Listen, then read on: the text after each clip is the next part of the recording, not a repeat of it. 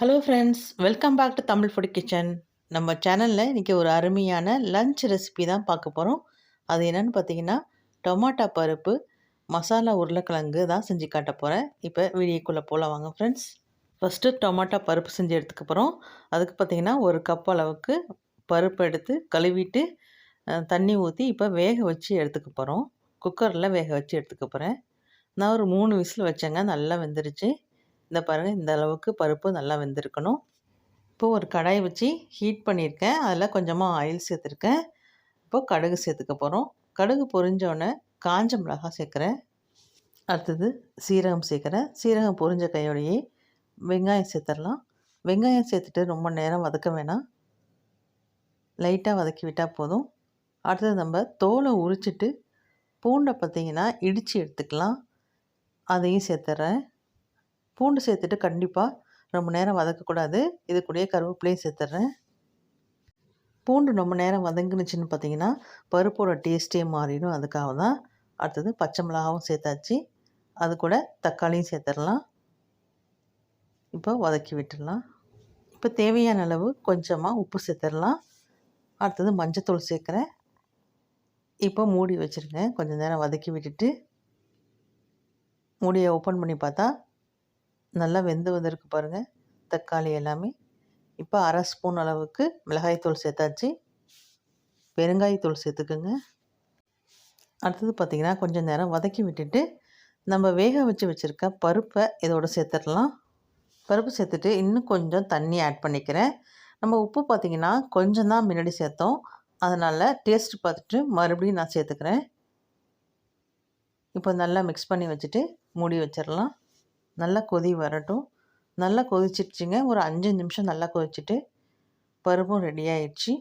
இது கூடயே பார்த்திங்கன்னா கொஞ்சமாக பட்டர் சேர்த்துக்கிறேன். நீங்கள் நெய் கூட சேர்த்துக்கலாம், ஆனால் பட்டர் சேர்க்கும் போது நல்லா டேஸ்ட் கொடுக்கும். அடுத்தது பார்த்திங்கன்னா கொஞ்சமாக வெல்லம் சேர்த்துக்கிறேன்.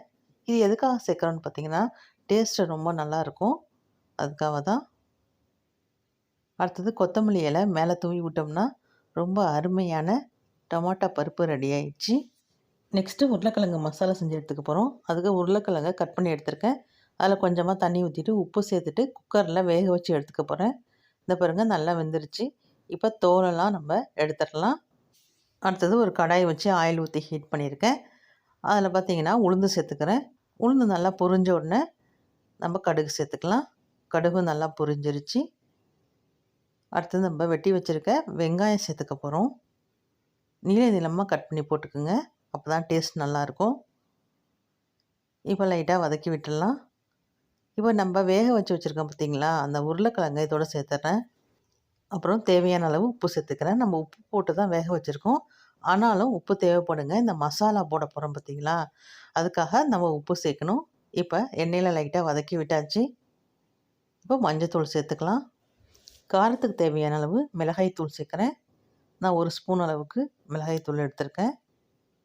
அடுத்தது இது கூடயே சோம்பு தூள் சேர்க்க போகிறோம்.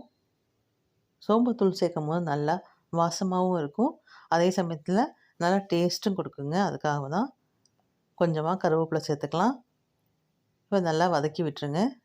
ஒரு 2 நிமிஷத்துக்கு வதக்கியாச்சு. அடுத்தது இது கூட தண்ணி சேர்க்க போகிறேன்.